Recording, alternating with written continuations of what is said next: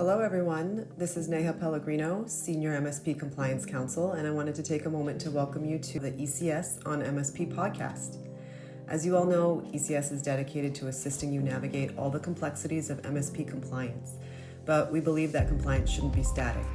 The rules evolve, technology evolves, and the way people consume information evolves, which is what led us here. While we've been continuing to connect with you through our monthly webinars, which we love providing, we recognize that this industry moves really fast, and so do the professionals working in it. So the idea behind the podcast is about meeting you where you are by delivering content in a way that fits your schedule. And we're really excited to have this be a part of our ongoing commitment to share knowledge and support you. Each episode will bring you practical insights and real-world discussions, all in a format that's easy to listen to and easy to learn from, almost like you're sitting on the couch in our office. So whether you're here to stay compliant, deepen your understanding, or just hear from the voices that live and breathe this work every day, you're in the right place. That being said, let's get started. For today's agenda. Thanks, Adriana, and welcome, Megan, to the ECS Webinar Club. So we are going to cover a few things today. We're going to start by going over some recent structural changes that CMS has made, which some of them may be below the radar, honestly, for most of the folks on this line, but they have started to leak over into the actual application of communication to claimants, communication to carriers and TPAs, and folks like us, the folks who do a lot of the conditional payment and Medicare set-aside and Section 11 reporting. We are also going to cover the recent changes in these communications. So some of these, as I mentioned, are when it comes to conditional payments, they might be dealing more with the carrier side. On the MSA side, it's really all about claimant communication. There's been huge changes to the way that Medicare is sort of admonishing, if you want to call it that, claimants. So I'll sort of tag team the conditional payments with Michael. Megan's going to go into some detail on the MSA communication, and we're going to end it by talking about our top five takeaways, 5 key takeaways, and how we can help you eliminate operational penalties and optimize outcomes here. And that's really what this is all about. It's about identifying some of the changes that we're seeing, and then how you can actually make things a little bit better for you, how you can make things easier for you, how it can make the settlement process easier for you, hopefully, in the end as well. So with that being said, let's go on to the next slide, and we're going to just sort of give you the high-level rundown of the structure as we currently see it, right? So there are really, as we all know, 3 areas of Medicare secondary payer compliance. We've got Section 111 reporting, which is the mandatory insurer reporting, and this is overseen by a contractor known as the Benefits Coordination Recovery Contractor, BCRC. They've been doing this for a long time. They've been doing this since, I don't know, Michael, 2008, right? 2007, whenever it was that this came about, that CMS started down the process of having to introduce mandatory insurer reporting. That contract has been the BCRC, and that contract has been right now held by General Dynamics, right? So that's sort of the successor in interest to that contract, but it's basically the same folks that we've been dealing with since the start of last decade, and that hasn't changed. Conditional payments are different. Conditional payments, there's 2 contractors that are involved. The first contractor is the BCRC. They have always been doing this for conditional payments, and they still do it for post-settlement recovery. So when you go ahead and settle a case with a Medicare beneficiary, whether it's a liability case or a workers' compensation case, and you get a conditional payment, or they get a conditional payment demand after the settlement, that's coming from the BCRC, right? Now, pre-settlement, ORM recovery, that's the Commercial Repayment Center. That has gone through 3 separate companies who have held that contract. There was one prior company that I'm not going to get into because they were terrible. Then there was Performant that succeeded that prior company. I think it was CGI Federal, actually. And then Performant succeeded them. And then Performant was recently purchased by Machinify. So if you look at that bottom left side of your screen there, you see it. Machinify completes the acquisition of Performant Healthcare, accelerating intelligent healthcare payments. Well, we'll kind of get into that because there have been some changes in the way that this outfit if you want to call it that, or organization, or contractor, let's be kind to them, right, and call them what they are, contractor, how they're dealing with both the information that we're sending to them, but then also the information that they're sending to you. It's not happening as much with the BCRC, although it is happening, and there it can impact the claimants. But with the CRC, it does impact the carriers and TPAs a little bit more. MSAs has always been the same too. Oh, well, no, that's not really true. It's not always been the same, but for the last 2 cycles, it's been Capital Bridge LLC, and the MSA administration contractor is the BCRC. Now that's where this comes in, because the communications that the MSA, that you receive from on the MSA side, those communications come typically from the BCRC or are worked on in collaboration with the BCRC, but you're not dealing with, from the administration perspective, the BCRC. There's a whole alphabet soup of contractors that are involved in this process.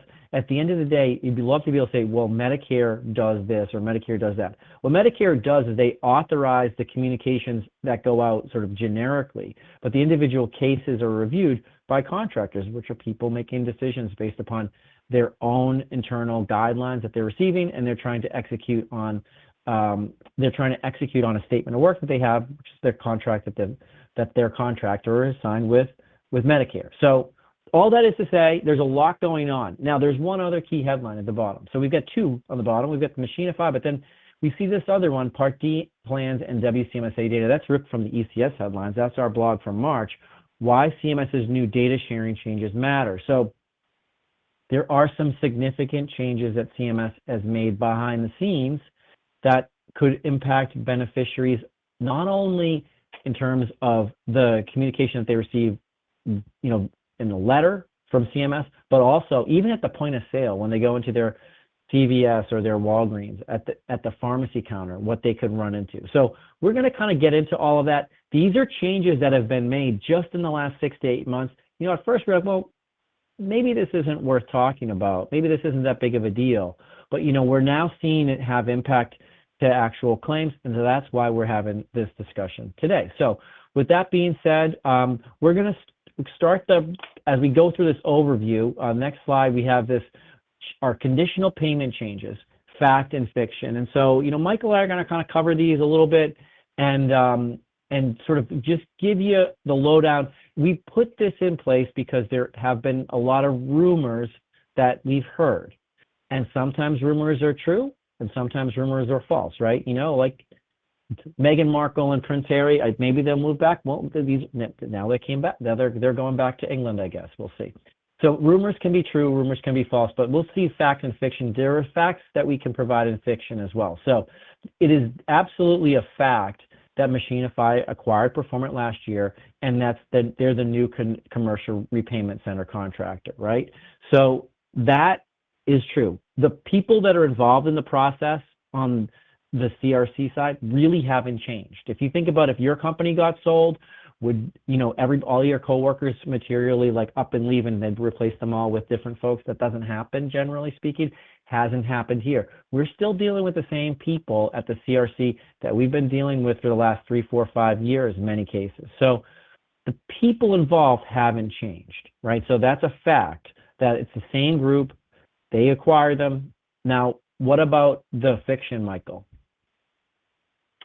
Yeah, so I think there's a lot of theory going on in the industry that Machinify, after their acquisition, has directed the CRC to make changes on their pre-settlement to conditional payment process. So again, that's ORM is being reported as the guest. The insurers are the identified debtors. And that is a fiction. We have actually point blank asked the CRC, has Machinify issued any directives to change their processes, and they've said no. When you have a new owner of your business, there could be various levels of truth with that, but at the end of the day, the CRC has written guidance on how they handle these conditional payments, and they're still following those processes. As to how they're approaching those processes, that's a different story, but as far as we're aware, there's no directive from Machinify to change the rules at this point. Right, and they're governed by a statement of work. If they can't unilaterally change a statement of work without CMS saying something. However, it is a fact, and we'll get into it, and Michael has a lot of detail that he can provide. It is a fact that CRC has made changes to the way that they interpret conditional payment disputes and appeals.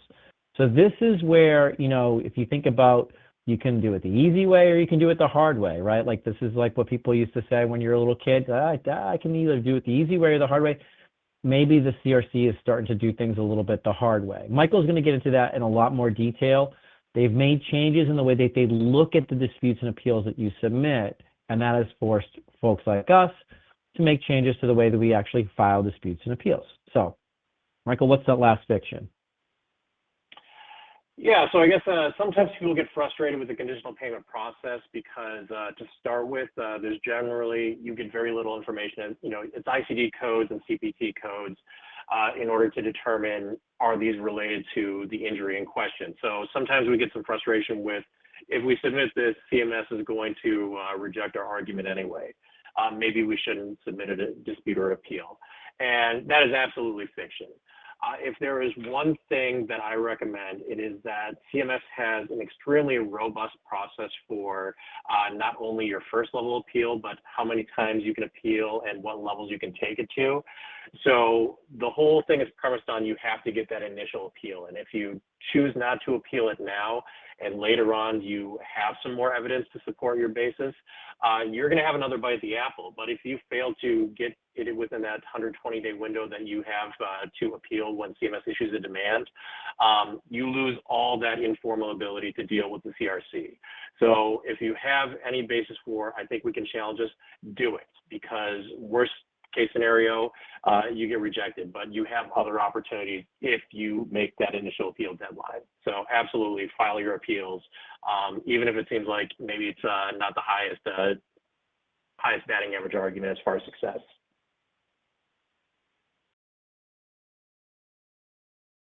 Yeah, so if we look at the next slide, we can start to see what hasn't changed. One of the things that has not changed is that the CMS has not updated their reference guide for conditional payment disputes and appeals. So they tell you what is available for you for a dispute and what's not. And it's interesting that they say only the amount or the existence of the debt may be appealed. What do they mean by that? They mean that you can't say, hey, wait a second, we agreed in our settlement with John Jones that you were going to go after John Jones, instead you came after me. But as long as you were if you were a participant in the settlement, either as a primary payer or as the recipient of a primary payment, they can pick who they want to go after, right? So whoever the debtor is not something that's subject to appeal by CMS or on behalf of one of the parties. However, you can always appeal the existence of the debt, and you can basically say, hey, we can disagree on the amount that's owed here, and ultimately we're not responsible. So some of the things that we see, and these are the arguments that we make on a day-to-day basis, you're no longer responsible due to ORM. You no longer are responsible for ORM due to a settlement or other claims resolution. So another claims resolution might be that you've changed the claim over to being denied, right? So you could terminate ORM due to denial. That's a reason why you can wind up appealing it. Policy limits, and there's been a lot of problems with policy limit arguments that have been made over the course of the last 6 months with the way that CRC is interpreting them. Denied benefits, obviously if you've denied the claim, you can wind up appealing that.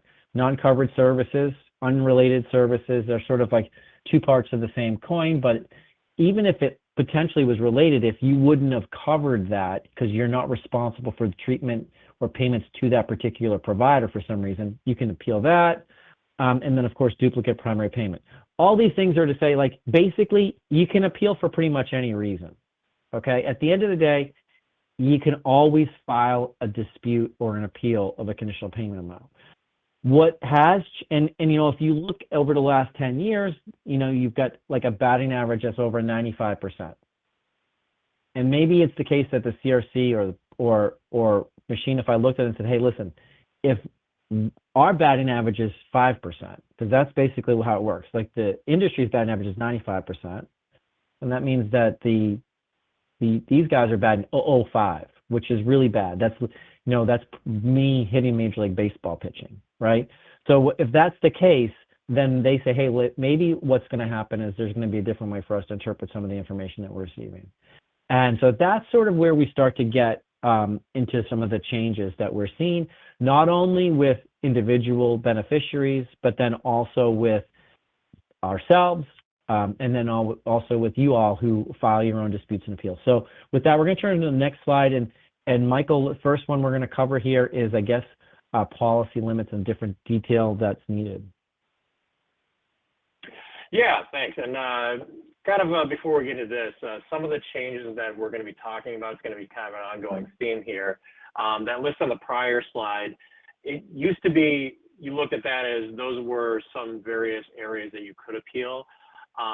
It wasn't always viewed as an exhaustive list. As of late, CMS has been treating it more like an exhaustive list, and we'll kind of get into why that is. But kind of to start with when we talk about policy limits and how that impacts conditional payments, a lot of the time this is with regard to no-fault claims, because whether it's a MedPay or a PIP type claim, usually there is some maximum amount that's going to be payable. Obviously, states like Michigan, you might have some exceptions there. But let's say you have a MedPay policy of $10,000. Depending on how you report that to CMS or fail to report to CMS, you might get conditional payments. So an example is, let's say you have that $10,000 MedPay policy, but you fail to enter a policy limit. CMS views that as an unlimited policy then. So that's why you get conditional payments that exceed $10,000. Similarly, if you've paid out the $10,000, you have to report an exhaust date. If you don't report the exhaust date, CMS is not informed that essentially the well is dry on this claim. So that's why you might get some conditional payments here. And over time, we've seen the CRC get more strict as to what they will accept to remove those conditional payments when there's been a reporting error or reporting omission. Those of us who've been in the industry for a long time used to just be able to send an updated Section 111 saying, oops, we forgot to enter a policy limit, and CMS would remove it. At some point over the last several years, they shifted away from that and they said, not good enough. You have to show us via documentation and proof that's going to satisfy us that there is a policy limit in place and that it has in fact been exhausted. So how that looks currently is if you have a situation where you're telling CMS, we don't owe this because there's a policy limit and or it's been exhausted, CMS has been saying, great, you need to send a payment ledger showing all the payments for this claim that total up to, let's say it's again a $10,000 limit, that total up to $10,000. As you can see on this slide, the documentation has kind of some checklist items as to what they're looking for. We've seen them be more strict than not sometimes. It kind of depends on who's actually reviewing the file. But on top of that, CMS may also ask for additional documentation. They may ask for a declaration page showing what that policy limit is, or alternatively, we've seen problems where the benefits get paid to the beneficiary as opposed to a provider. In that case, the CRC may even request more information. It may say, show us in your policy language where it permits you to pay the beneficiary directly as opposed to paying the provider. So there are certainly more hoops to jump through to prove to CMS on something as simple as an exhaustion date or a policy limit that those things apply to your claim and that the conditional payment should be removed. It really just goes to show you want to make sure that you are getting your Section 111 right the first time and updating it appropriately, because if you don't, it can be a headache on this conditional payment side with what CMS is going to need to back off those conditional payments, specifically on these exhaustion dates and policy limits. On the next slide, we also have the other area where we've seen some shifts with regard to conditional payments, and this has to do with unrelated services. I mentioned before that list of appeal bases as far as CMS is now kind of treating it like this is the exhaustive list and we don't have additional arguments you can make other than that. The reason we're talking about unrelated services here is because I would say most of the conditional payments that we challenge are on this argument that these conditional payments are not related to the incident in question. CRC has been taking more of a hardline approach to this and getting more strict with regard to what they think is related and what is not. And just so you understand how this process works, CMS uses an algorithm for when ICD codes get reported, and then they run it through the algorithm to determine, are these payments that Medicare has made, does it look like it may be related based on ICD codes, proximity to the time of the injury in question. There's a number of factors they look at, but at the end of the day, to some degree, it feels like they throw everything at the wall and see what sticks, which can put insurers or debtors in a bad position for challenging some of these, because at the end of the day, it's a sheet of ICD codes, and rarely do the parties actually have medical records associated with this. And it makes sense that nobody has medical records. CMS is using this on ICD codes being reported and ICD codes that they have on their invoices that Medicare paid. The insurers aren't going to have medical records if they did not pay for treatment, or if they never got invoiced for treatment. If nobody ever claimed this is work-related and pops up on a conditional payment search, then there's no reason they would ever have these. And it's really hard to prove that purely on an ICD code basis. Sometimes it's obvious, but sometimes it's not. And if CMS says, hey, you need to get something like medical records to support that, how is the insurer supposed to get that? It's challenging because they would need to get authorization from the claimant to get medical records not associated with a work comp injury. There's not a ton of incentive for claimants to provide that authorization or to assist if they're not the identified debtor. So kind of moving into, so what's CMS doing, or the CRC doing differently? We have, an example is we've been using an argument for years that there is a case law out there that CMS is not allowed to bundle payments together when you have ICD codes. So an example is you have a period of care where a doctor uses several different ICD codes. There may have only been one primary purpose of the treatment, but CMS can't bill all of that against a carrier if there were several conditions being treated other than just the work-related injury. So recently, CMS has been saying, no, you can't use that argument. We're not going to accept it any longer. And if you look at that list of reasons that you can appeal a claim, the bundling argument is not one of those reasons, so we will not even entertain that argument any longer. So we're kind of pivoting more to using an unrelated services argument, but it just kind of shows that CMS is kind of tightening their grip as to what they will actually accept on appeals. I feel like they used to be a little bit more reasonable and take a look at the big picture. And lately it seems like they are more of a binary yes or no, this is acceptable, this is not to us, as opposed to looking at the evidence in totality. Marty, I don't know if you have any other thoughts on that, but it seems like the noose has been tightening a little bit more around some of these debtors when it comes to the conditional payments. Yeah, I mean, I think that the bottom of that slide, like right there, tells a story. We're going to ask for probably additional written documentation depending upon the circumstances. One thing that's truly frustrating is that, you know, in the codes that are transmitted in a conditional payment notice or demand are transmitted in an order that's created by, I think, the BCRC. And that's, generally speaking, the primary code that is identified is the one that is considered to be the primary code for the main source of treatment, right? So you got a person who's in the hospital for diabetes, like that's probably your primary code. They might have also had a back pain or something like that. With a back injury from 7 years ago or 4 years ago or something like that, where it was really, you know, you spent a few $1,000s and that was it. You haven't heard from the claimant in 4 years. All of a sudden you're having to deal with that and say, hey, well, bring me the medical records and show me this is related to diabetes versus not. And so we've had more fights over, honestly, annoying things like that than are worth it.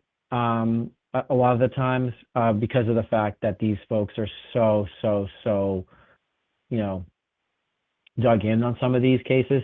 And it's also two cases that are, it's not every case, right? It's clearly not every single case, but there are certainly cases where, you know, just ridiculous responses. You know, I heard one the other day that had, you know, the documentation just didn't line up and we're like, well, this is the same amount as this one. The two amounts line up and they match Section 111 reporting, you know, make it make sense, Batman. So at the end of the day, like we're certainly having to fight City Hall a little bit here. And we'd encourage you all, if you have similar questions, if you've run into these problems on your own, send a note in the chat box, or send a note to any one of us after today's call. You'll get the communication email at the end from Adriana. So we can go to the next slide, and we'll kind of cover like what we've seen as our top 5 issues with conditional payments, and we're going to move quickly to the other half of the world, which is Medicare set-asides, which is this whole other area of crazy in some way. So first one up, CRC and BCRC are also sending. We're seeing this happen. They're sending cases to Treasury a little bit sooner. That impacts the beneficiaries and primary payers. We have seen more circumstances where beneficiaries are improperly having their Social Security check either withheld or garnished, right? Or it can't be completely withheld, right? They can only take up to 15%, but where their Social Security check is garnished, which is completely wild. And it's always a very difficult thing to deal with. That's number one. Number two, Michael? You touched on this before. The ICD codes, they're being bigger sticklers on. So we had a call with the CRC to kind of talk through this, and they explicitly told us they don't view the primary ICD code as the end-all be-all for is this related to the industrial injury or not, which means that they are giving heavy consideration to these secondary ICD codes. And what's particularly frustrating here is CMS also publishes an ICD coding manual that explicitly says the primary purpose of the treatment should be the first ICD code reported. So by CMS's own standard on the coding side, there should be heavy deference to that primary ICD code, but the CRC is clearly not taking that approach. And that's been a recent change as far as them moving in that direction, or at least saying that they are. Marty, as far as documentation, what are we seeing there? I mean, they are asking for you. There's in some cases asking you to basically prove a negative, right? And that can be really frustrating, especially when the amount's not so dramatic. So a lot of times in the past, we would have been able to sort of, I hate to say it, but get away with the idea that it's just obvious that that's not related. That's harder now. And then the last two, Michael, I'll let you take the last two, and then we can turn it over to Megan for the next slide. Yeah, so we've been seeing an interesting trend in the past month in particular where the CRC is almost quality assurancing their own decision. So we have seen some where we get a fully favorable letter, and then shortly after, we get a new response from the CRC saying, oh, on second glance here, looks like that should have been unfavorable. We're going to change our decision here. Doesn't really, I mean, at a minimum, it seems sloppy that they're sending out a favorable letter and then backtracking on that immediately. But we have been seeing that, and there is even one case that we have where there was a payment made in protest. They issued a full refund, and then they came back and said, just kidding, send us all that money back. So now there's questions of, is interest running when they kind of screwed up on this decision here and paid back money to the debtor? Also, we've seen just a slowdown on the issuance of refunds, whether that is the timing getting it back or just the frequency of when they're issuing those. So some trends that are, again, relatively new in the grand scope of things, but we're going to monitor and have conversations with the CRC to see, is this going to be the long-term trend and expectation going forward?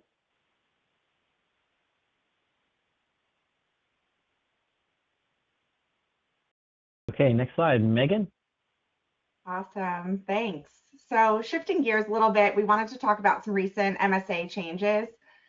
This first one being the updates to the approval letter last month, specifically regarding structures. So what CMS is reminding us here with this added language is that when an MSA is funded via structured settlement, any funds that aren't used need to carry over into the next year.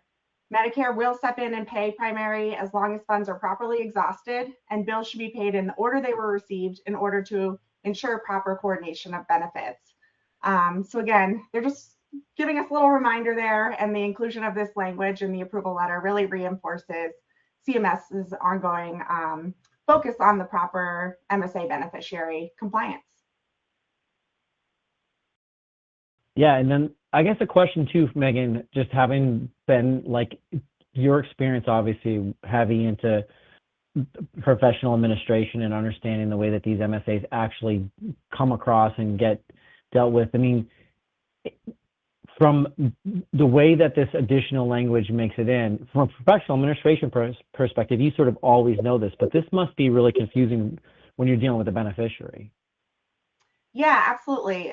It's something that's always been on the MSA side, but I think what they're doing here on the approval letter change is really doubling down on the structure piece of it and really making sure everybody knows, what does this mean? What's behind this additional language? And really it enforces the need for professional administration, but also, kind of enforces structures as well. So that's what we're seeing here. And again, I think they're kind of doubling down on the approval letter. And then I know in a couple of slides here, we're going to talk about the settlement letter or what's going out to the beneficiaries as well.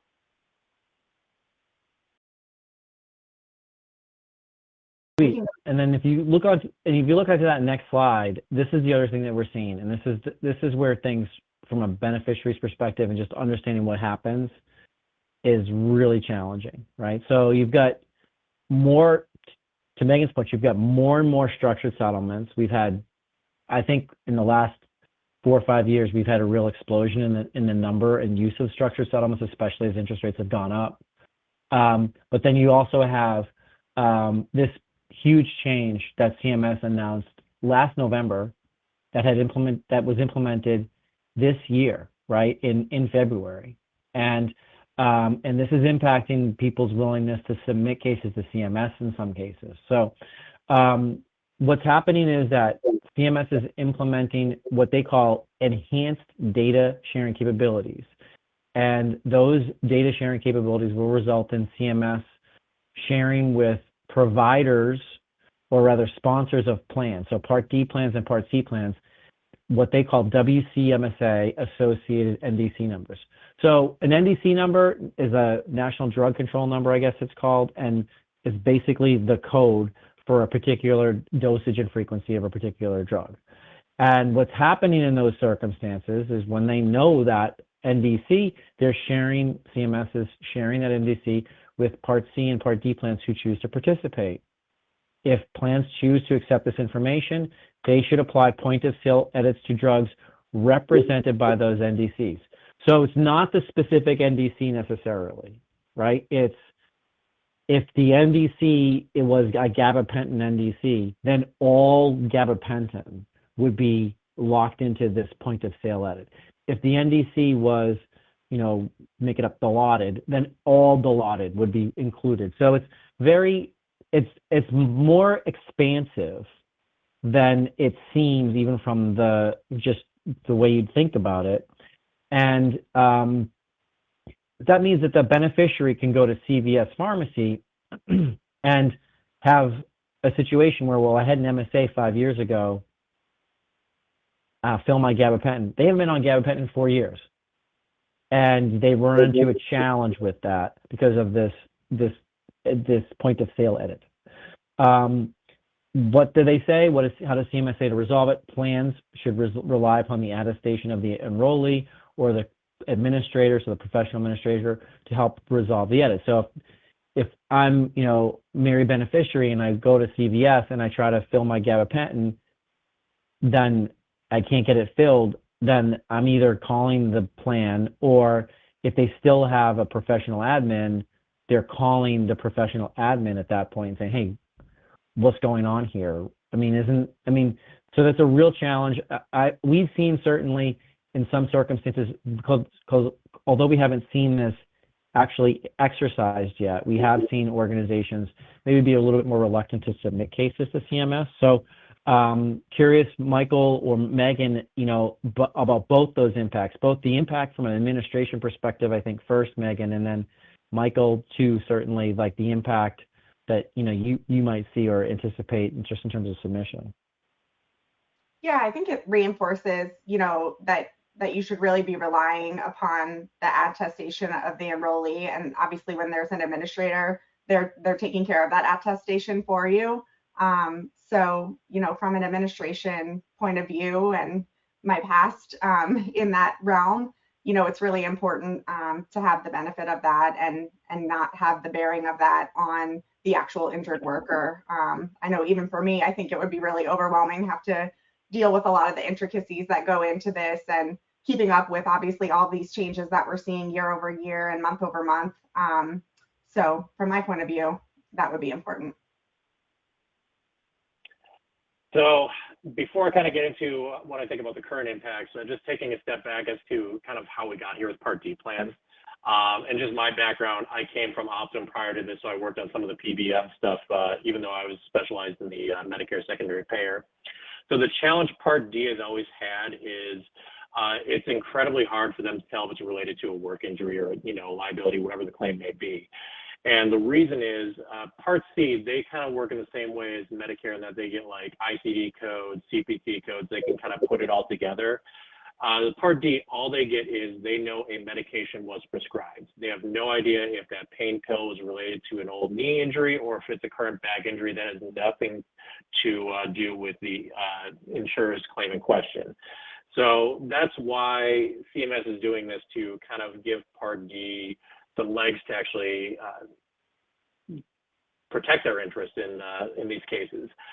As far as what they're doing right now, I think it's interesting because this is really the first time Medicare's kind of handed it off and given them a way to try and enforce post-settlement care-wise. Part C, you really only see them interact on claims from date of incident through date of settlement. But this kind of opens the door to Part D plans. You can work within trying to facilitate these MSAs in a post-settlement landscape. And I think it's really hard, practically speaking, for Part D to do that. Again, we're relying on attestations of the enrollee, which they should be doing, but from an administrative standpoint, it seems incredibly hard for them to map this out and track anything, especially because they're not tracking the MSA as a whole. So I think it puts interesting challenges. We'll see how Part D reacts to this going forward. Haven't really seen a whole lot yet. I think it's in its infancy. We'll see how they are using that information. It'll certainly be.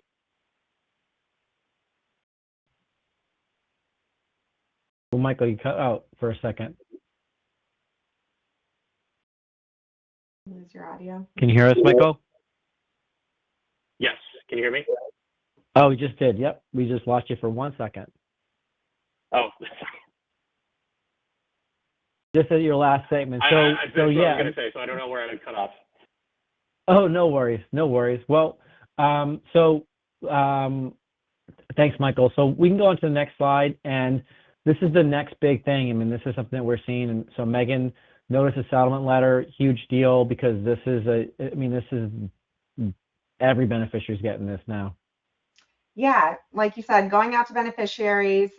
It came out last year along with the TPOC stuff. It was updated in this July, so just last month, and really serves two purposes: informing the injured worker that they formally received notice of a settlement, an MSA, and outlining the beneficiary's ongoing post-settlement responsibility.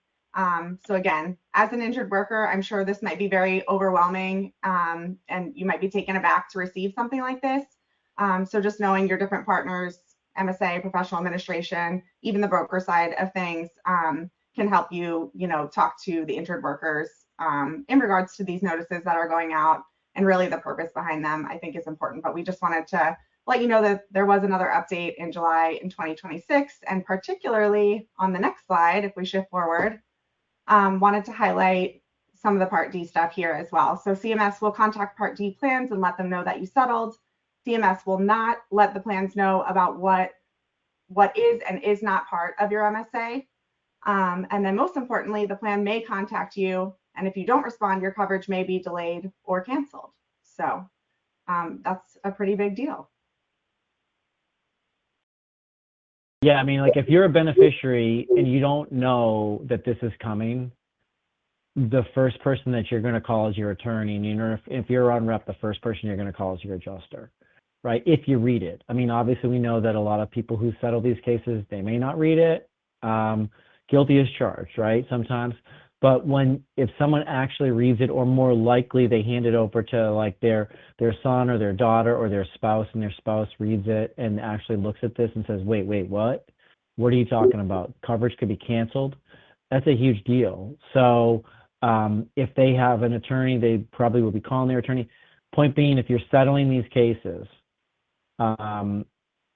absolutely make sure that this notice of settlement letter that they can expect to receive is something that might be provided to a beneficiary at the time of or prior to the settlement. There's copies that are in the WCMSA reference guide. You should have familiarity with that, especially if you're not submitting the case to CMS. If the case is either ineligible for submission because it's too low, or because you've chosen not to submit the case, you've elected to forego CMS submission, this is still really critical to get this in front of the beneficiary to make sure that they're aware of it. Okay, next slide. Yeah, so one of the other letters that is getting sent out here is this attestation of expenditure for a lump sum account.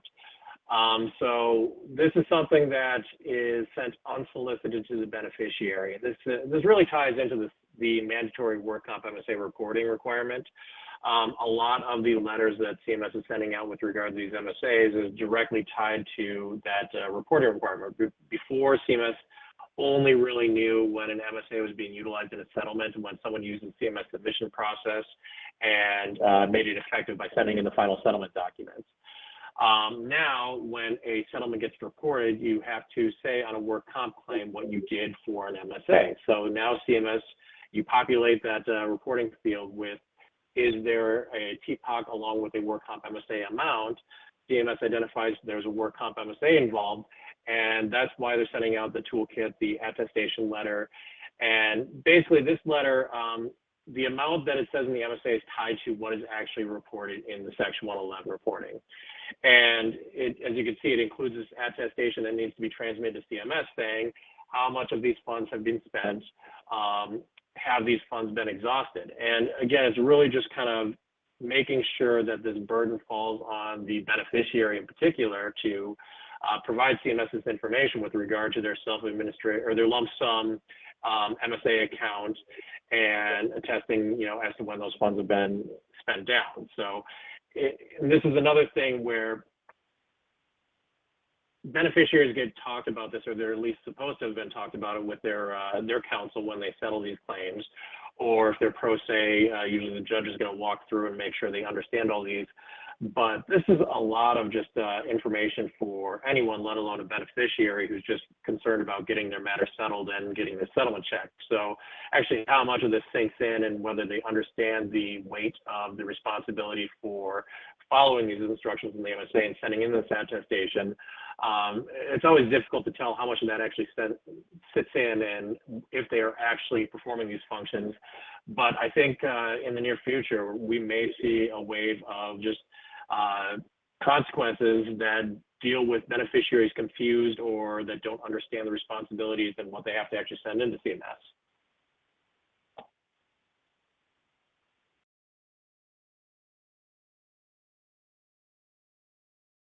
Yeah, so we've got some key takeaways here for y'all, and the first one is really cover your bases, right? So CMS has made some really big changes to the way that it's interpreting communications that it receives from claimant, counsel, and claims payers. So make sure that you're prepared ahead of time, right? And so we may, at ECS, might be asking you for information that we previously have not asked you for on a similar case a couple, 3 years ago. Be ready for that. Understand that there are reasons and rationale behind it. It's not just because we need it or we want it. It's because we need it in order to be as successful as possible. So with that, I'm going to turn it over to Michael. He's got the next one. I mentioned this before, but if you take away anything on the conditional payment side, obviously it's a moving target all the time with CMS and especially on conditional payments. Arguments they used to accept before, not necessarily accepting now, but still file those disputes and appeals. Even though some of these may not be the strongest arguments now compared to what they used to be, you submit that appeal now, you have additional opportunities to challenge later if you are able to get additional documentation or evidence. If you blow that deadline for appeal and then you want to challenge it later on, too bad. You've lost a lot of your ability to deal with this at the CRC level. Marty, denials? Oh, I was going to give this one to Megan. Oh, Megan. Perfect. Another curveball. I love it. I thought we were beach reading. We were playing softball today. Come on. So for the next one, watch out for denials. New policies allow for Part C and D plans to deny reimbursement for prescription drugs at the point of sale on cases that were previously submitted to and approved by CMS. I think Marty and Michael did a great job of covering this one. But again, really want to watch out for that denial. Make sure we get ahead of it. I don't know. Unsolicited advice. That's it. I'm throwing curveballs left and right at people. Yeah, your unsolicited advice. So claimants are receiving these unsolicited communications from CMS post-settlement, instructing them in the proper use of an MSA.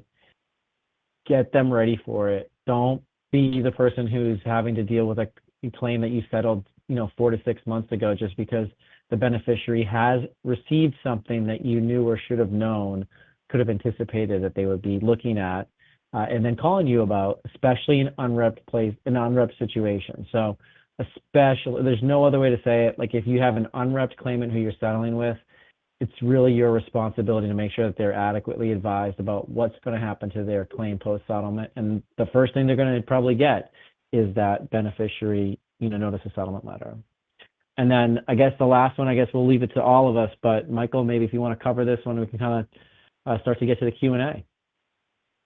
Yeah, really goes hand in hand with what we've been talking about. There is kind of a shift going on, especially on the MSA side, where even if you did not participate in that CMS submission process, CMS has new information via the work comp MSA reporting data, and you need to make sure that all the parties are at least communicated with what the expectations are on these MSAs, because even if you didn't go to CMS is going to get that information, and they're going to send out these letters to the beneficiary in particular with these responsibilities and obligations that they now have. You want to make sure those expectations are set and everybody's on the same page.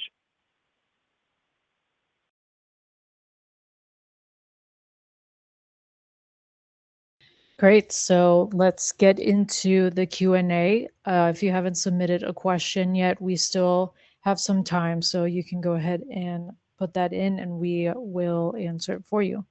So the first question I'm going to give to Michael. So Sarah asks, can you ask the CRC for medical reports? For instance, if claimant did not treat for their injury for a decade and then we get a CRC demand for recent treatment, it may be unrelated to the original accident despite being the same body parts. So unfortunately, nobody could potentially have these records. The CRC definitely will not have these records. All they're doing is popping ICD codes into their algorithm, and out this pops out with all they have is, if you look at the conditional payment summary, it shows who the provider was, what the ICD codes they reported were, the CPT codes, and then the invoiced and paid amount. So there is no medical record that the CRC is basing these conditional payments off of. You can ask them for it, they will not have it. They kind of put that burden on you if medical evidence is needed to fight the conditional payments. They've taken the position that's not their problem, that's your problem. So that's kind of what I was saying before, and that they take these ICD codes and spit it through their machine and stick it to the wall and see what actually sticks.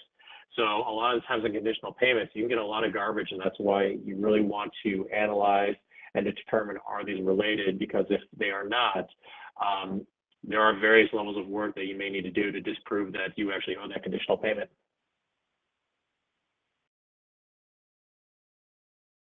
Great, thanks, Michael. And then the next question is for Marty. So Mary asks, how does this apply for BI claims for fatalities when the deceased are Medicare beneficiaries?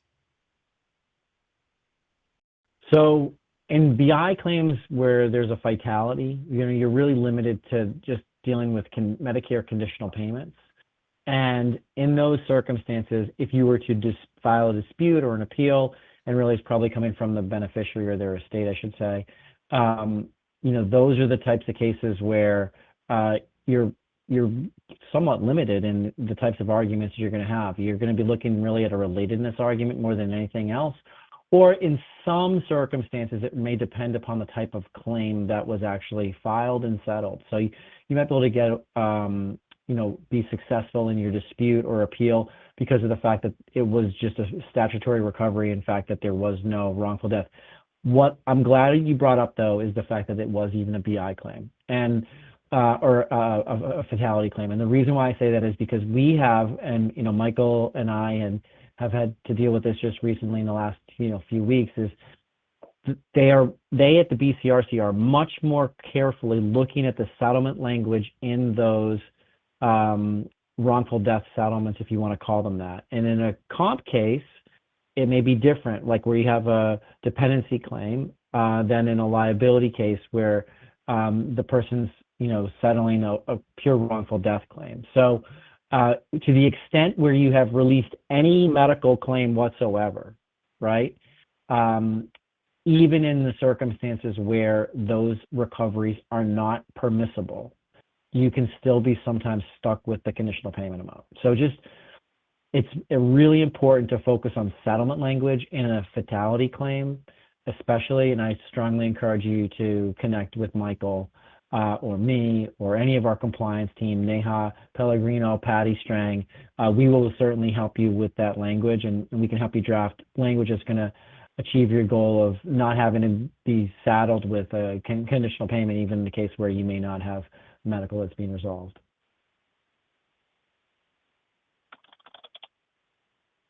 Thanks, Marty.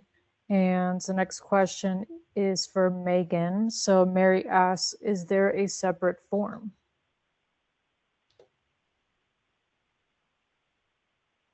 I think Michael is going to answer this one. So, are we talking about the bodily injury claims again, or?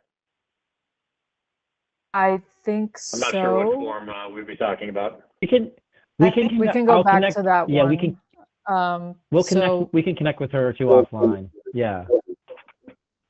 Okay. Well, Michael, staying with you, Tina asks, when settling with an MSA, should we, as a defendant funding the MSA, provide the claimant / their attorney a copy of the annual attestation, even though it says on the attestation form that it is for approved WCMSAs?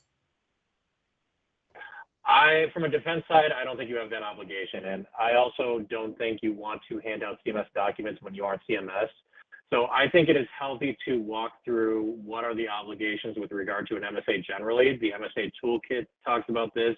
There is plenty of documentation explaining obligations such as keeping the funds in a separate interest-bearing account, only using it on Medicare covered items. But when it comes to actual CMS paperwork, don't feel as a defense side of things, you need to forward on CMS correspondence on behalf of CMS. That's not your job. Thank you for listening to this episode of the ECS on MSP podcast. We look forward to joining you next month for our next episode. For the latest updates and educational content from ECS, please visit our website at examworkscompliance.com. See you next time.